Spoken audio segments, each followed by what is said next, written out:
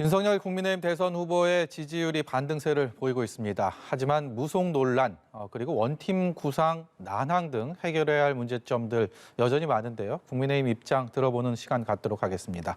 뉴스 1번지 1번지원장, 오늘은 이준석 국민의힘 대표와 함께하겠습니다. 어서 오세요. 네, 안녕하세요. 먼저 그 얘기 좀 해보겠습니다. 홍준표 의원 그리고 유승민 전 의원 구술했다. 이것이 김건희 씨 녹취록에서 나와서 당사자들은 펄쩍 뛰고 있고요. 어떻게 보고 계세요? 저는 구술 안 했을 것 같고요.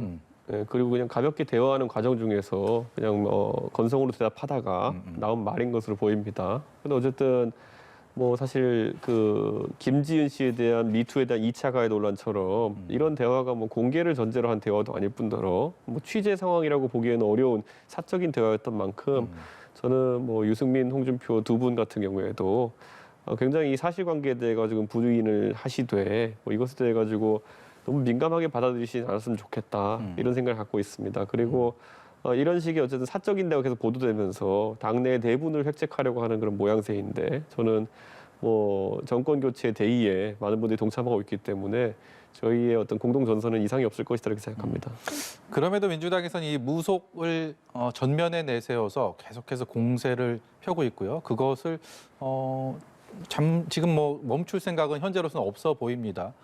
어떻게 됐든 간에 여기에 대한 대응 국민의힘 입장에서 윤석열 후보 입장에서도 필요한 것 같은데요. 이것이 사실 이번에 처음이 아니었고 경선 과정에서부터 줄곧 따라다니던 이슈였기 때문에 어떻게 굴레를 벗어나느냐 이것도 중요한 이슈가 아닐까 싶은데요. 저는 이렇게 생각합니다. 예를 들어 무속이라고 하는 것이 예를 들어 어떤 기복을 위해서 뭐 무속 신앙에 따른 무슨 행사를 개최하거나 뭐 구술한다던가 뭐 이런 정도의 상황이 아니라 예를 들어 일상적으로 많은 국민들도 보는 예를 들어 우리나라의 대부분의 일간지를 보면은 일부 일간지를 제외하고는 가장 좋은 위치에 오늘의 운세 같은 것이 배치되어 있습니다. 뭐 그런 것을 참고하는 정도나 아니면은 뭐 예를 들어서 뭐 관상이라고 보통 이야기하지만은 예를 들어 어떤 사람의 인상을 평가하는 이 정도의 선에 대해 가지고 국민들이 뭐 무속에 빠졌다라고 표현하지는 않습니다. 만약 그렇다면 우리나라의 일간지에 그런 것 자체가 나오는 것 자체가 좀 문제라고 생각합니다. 그렇기 때문에 저는 이런 것의 영향은 제한적일 것이다 이렇게 보고 도대체 대한민국에서 그 제1 그 야당의 후보에 대해 가지고 집권 여당이 한다는 검증의 수준이 무속 논란 부추기기 이 정도라면은 그것도 참 민주당이 어지간히 지금 선거 운동으로 할 수 있는 것이 없구나라는 생각을 하게 됩니다. 어찌되는 이 과정에서 홍준표, 유승민 두 함께 하고 싶어 하는 이 정치들이 조금 멀어진 것 같긴 합니다. 원팀이라는 것 대선 승리를 위해서 꼭 이루고 싶은 마음일 텐데 어떻게 생각하세요? 좀 영향이 있을까요? 저는 이런 상황에 대해 가지고 여러 당내 갈등 상황이 있어 가지고 후보가 결국에는 굉장히 통 큰 모습 그리고 정치인으로서의 지도자로서의 모습을 보이면서 해결의 단초들을 많이 이제 풀어나갔던 것처럼 저는 이 유승민, 홍준표라는 두 분의 당내에 어쨌든 오래 함께했던 지도자격인 인물들 아니겠습니까? 예. 이분들에 대해 가지고 굉장히 허심탄회하고 그리고 솔직한 자세로 다가서면은 좋은 결과가 나올 것이다 이렇게 보고 시기적으로는 그 설이 오기 전에 그런 구체적인 움직임들이 있었으면 좋겠다 이런 생각을 하고 있습니다. 지금까지는 그 노력이 진정성이나 아니면 허심탄회함에 묻어있지 않았다 이렇게 역으로 생각을 해도 될까요? 저는 예를 들어 우리 후보와 그 홍준표 전 대표가 가졌던 회동 같은 경우에는 굉장히 허심탄회한 내용들이 오갔다고 생각합니다. 그렇기 때문에 실질적으로 정치적으로 민감한 얘기도 서로 대화를 나누고 뭐 그런 보궐선거 공천에 대한 구상 같은 것도 공유하고 뭐 이랬던 것 같은데 저는 여기서 뭐 그 정도 격의 지도자들끼리 만났으면은 선거에 대한 여러 고민을 논의하고 하는 것이 그것이 이례적이지 않습니다. 다소 이제 안타까웠던 지점은 아마 후보가 그걸 얘기를 듣고 또 홍준표 대표는 본인의 사이트인 청년의 꿈이라는 곳에 가서 그런 일단의 내용을 공개한 측면 그리고 후보 측에서는 그 아마 후보가 몇몇 그 정무적으로 상의하는 인물들과 상의를 했던 것 같은데 그런 과정에서 홍준표 대표랑 다소 긴밀하게 나눴을 법한 대화들이 내용이 사람 이름까지 공개되면서 예. 홍준표 대표 측에 약간 좀 오해를 살 만한 내용들이 있지 않았나. 그래서 이런 거는 다시 만나서 허심탄회하게 신뢰를 쌓아가면 될 부분이라고 생각합니다. 근데 지금 뭐 탈당해라 이런 요구도 당내에서 있는 거 아닙니까? 본인은 그러려면 출당시키라 먼저 또 이렇게까지 얘기하면서 좀 감정적인 골이 깊어지는 거 아닌가라는 우려도 드는데. 너무 민감하게 생각할 필요는 없는 게 저도 1월 6일 날 그때 보면은 뭐 저한테 뭐 당 대표인데도 저한테 뭐 탈당하라느니 뭐 예. 대표 그만두라니 별 얘기 다 나왔습니다. 그런데 그거는 사실 어느 상황에서나 특히 익명으로 강경파인 분들이 나서기 마련이고 그런 메시지에 너무 신경 쓸 필요는 없고 어차피 대권 승리, 대권을 잡기 위한 공동의 목표에는 차이가 없기 때문에 오해는 뭐 많이 줄여나갈 수 있을 거라고 봅니다. 결국은 윤석열 후보가 보다 적극적으로 나서야 된다 이렇게 생각하면 됩니까? 저는 이렇게 봅니다. 우리가 항상 수신제가 찌고 평천하 이렇게 이야기하는 것처럼 항상 작은 단위에부터 그리고 본인과 가까운 단위에서부터 통합을 이뤄내고 포용을 이뤄내는 사람이 나중에 더 큰 단위에서도 그런 역할을 할 수 있다는 그런 얘기인데 저는 지금 뭐 정치공학적인 논리로 타 세력과 연대라든지 단일화 논의가 이제 일부 인사들이 언급하는데 그런 거 하기 전에 맨 처음에 우리가 만약에 포용 행보나 아니면 통합 행보를 해야 되는 게 있다면은 당내 경선 경쟁자들이나 아니면 다소 소원했던 분들과의 관계를 개선하는 게 첫 단계이기 때문에 네. 저는 그것이 당연히 선행돼야 되는 것이고 그것만 이루어진다면은 저희는 타 세력과의 연대 없이도 충분히 대선을 이길 수 있는 상황이다 이렇게 판단합니다. 대선 레이스에 있어서 홍준표, 유승민 이 두 지도자격 인사가 끝내 손을 함께 잡지 않다 하더라도 현재 레이스상을 감안하면 자력으로 승리가 가능하다 이렇게도 판단하세요? 저는 우리 후보가 정치를 시작한 지 얼마 안 됐습니다. 그렇기 때문에 아마 전통적인 당원들 중에는 그런 아까 당에 오래 있었던 지도자들과의 연대를 상당히 기다리고 있는 부분도 있을 겁니다. 예. 경선 때 누구를 지지했느냐 관계없이 당의 전통과 당을 위해 고생했던 것들을 어느 정도 인정하는 모습을 후보가 보여줌으로써 끌어안을 수 있는 표가 되게 많거든요. 예. 저는 우리 후보도 그런 것을 간과하지 않을 것이다. 그리고 이것은 우리 후보가 만약 대통령이 된다 하더라도 우리 후보의 어쨌든 승리이기도 하지만은 또 국민의힘의 승리가 되어야 합니다. 그럼 국민의힘과 지금까지 함께하면서 많은 어떤 평지 폭발 겪어온 당원들도 아마 본인들이 적극적으로 참여할 수 있는 기회를 얻길 기대할 겁니다. 꼭 유승민, 홍준표가 아니라 하더라도 예. 그렇기 때문에 저는 우리 후보가 그런 점을 잘 이해하고 있다고 생각합니다. 이 언론에 공개된 프로필 사진 한 장으로 인해서 김건희 씨의 등장 시점, 방식 이것이 다시 대중들의 관심을 모으고 있습니다. 어떻게 생각하세요? 저는 뭐 후보자와 배우자가 이런 부분에 대해서는 뭐 가족 내 논의를 통해서 결정하는 것이 옳다 이렇게 생각합니다. 그렇기 때문에 주변에서 많은 조언이 들어가고 있습니다. 저도 개인적으로는 뭐 어떤 형태의 활동이 좋겠다라는 조언을 한 바가 있습니다. 그런데 그것은 아마 후보자와 배우자가 각자의 특성을 너무 잘할 것이고 가장 선거에 도움이 되는 방식으로 기여를 하지 않을까 그런 생각을 하고 있습니다. 그 얘기 들으니까 이준석 대표는 어떤 조언을 했을지 더 궁금해지는데요. 공개할 수 있습니까?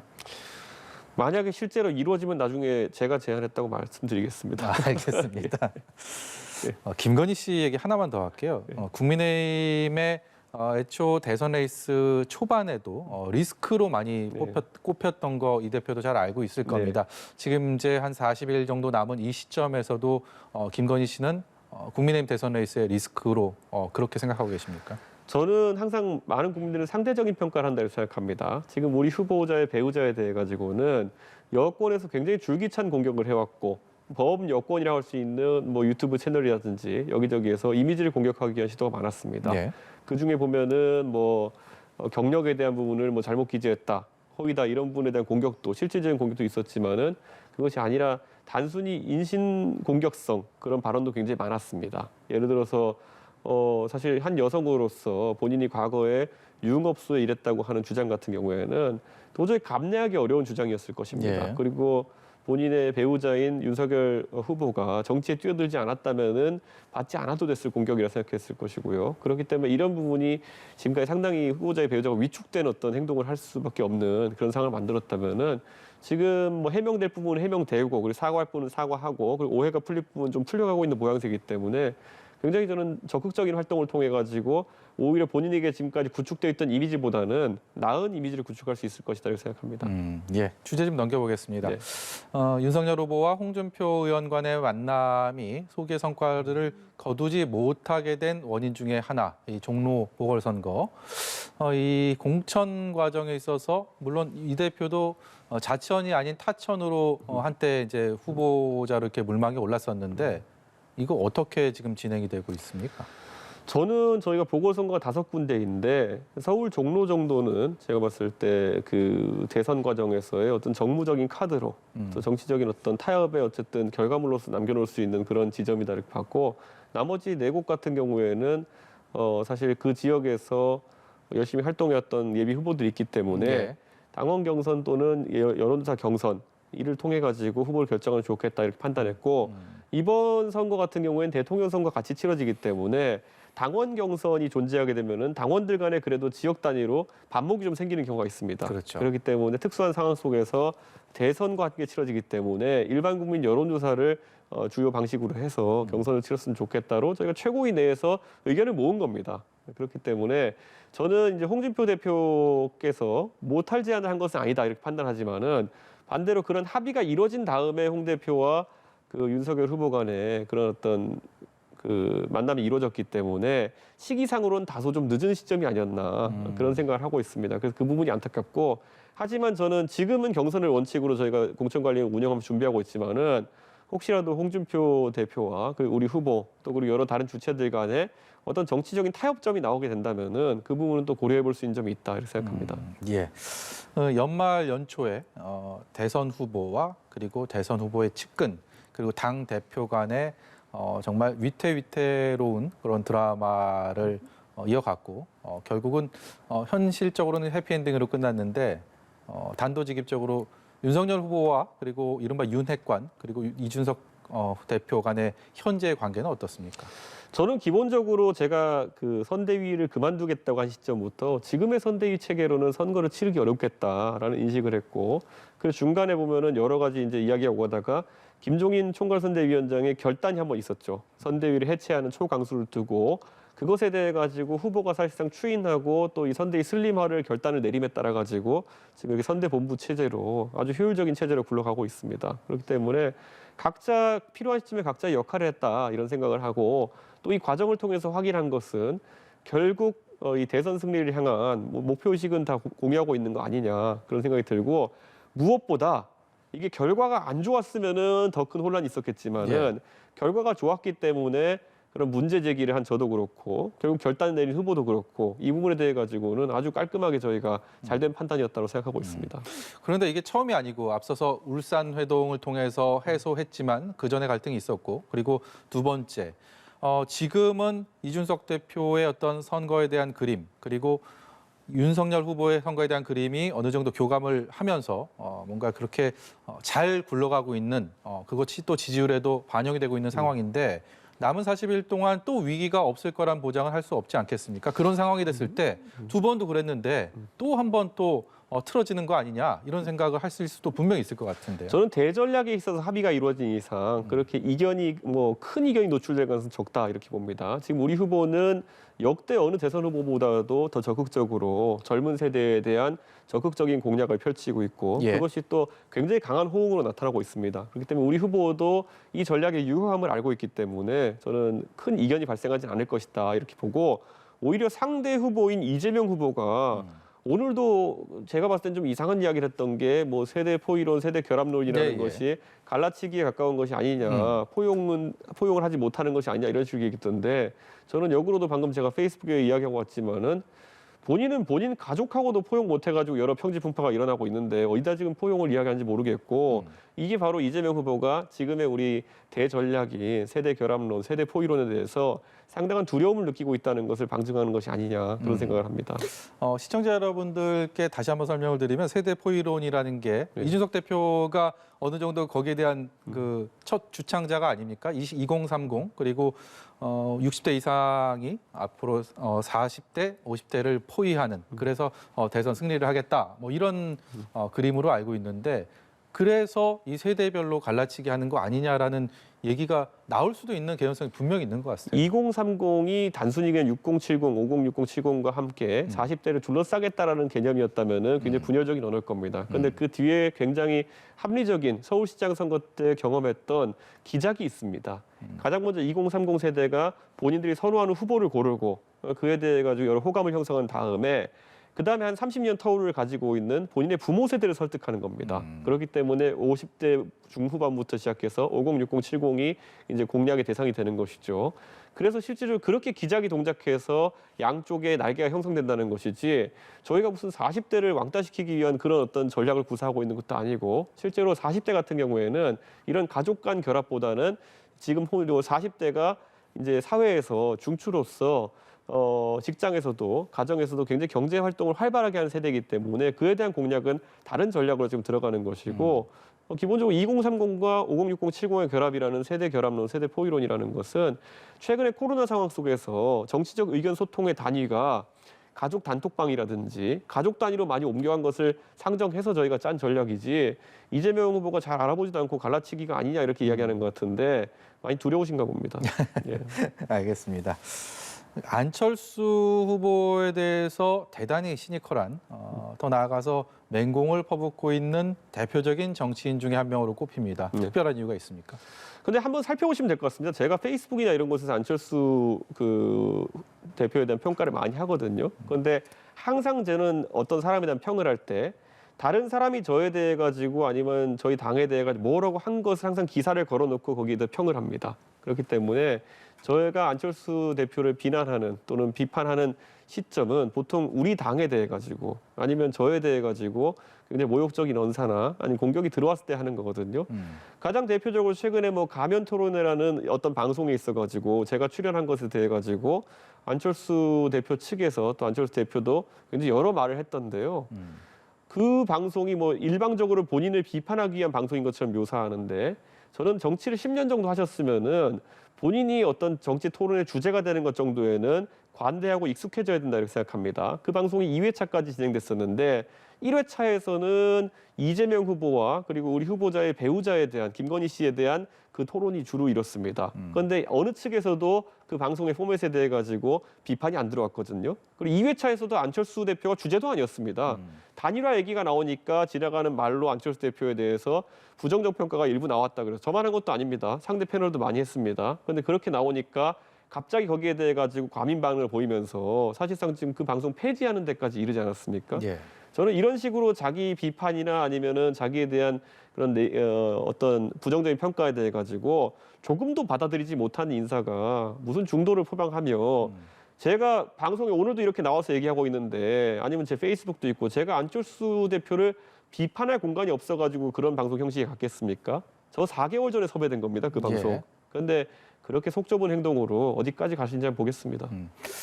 그래도 말입니다. 이 보수 야권의 단일화가 된다면 일단 승리하는 데에서는 성큼성큼 걸어갈 수 있는 여건이 마련될 것이라는 것이 대다수 전문가들의 분석이고요. 그러다 보니까 투표용지가 인쇄하기 직전 아니면 사전투표가 들어가기 직전 이렇게 정말 무르익을 대로 무르익었을 때 단일화를 하게 되면 뭔가 그 효과가 훨씬 더 크게 다가올 테니까 그런 것들을 위해서 사전에 좀 예열하는 거 아니냐 이런 시선으로 보는 것도 분명히 있는 것 같습니다. 저는 작년에 4월 서울시장 선거에서 오세훈 시장을 돕는 오세훈 캠프에 있으면서 가장 놀랐던 것이 단일화 경쟁을 펼치는데 안철수 후보와 단일화 경쟁을 펼치는데 막판 가니까 다급하니까 안철수 후보가 오세훈 후보를 막 생태탕 의혹으로 공격하더라고요.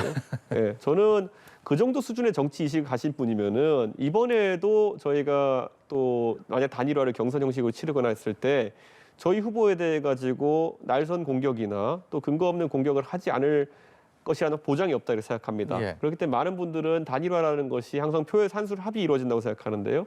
지금 이제 각종 여론조사에서 그 다자구도 그리고 단일화됐을 때 구도를 상정해가지고 여론조사를 돌리고 있습니다. 그럼 단일화가 됐을 때 안철수 후보가 가진 표가 그럼 정권 교체를 바라는 표만 있다고 볼 수가 없습니다.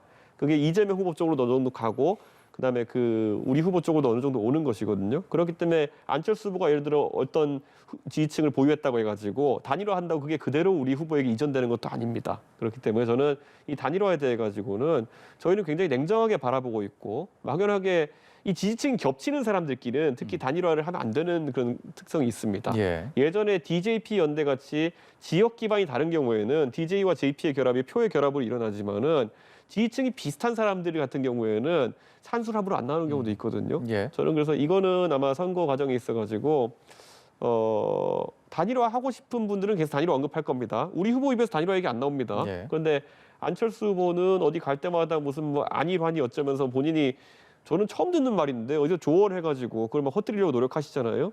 그래서 저는 단일화에 몸이 달아 있고 그런 정치적인 수를 잡고 모색하는 분이 어떤 분인지는 우리 국민들이 잘 알고 있을 것이다 봅니다.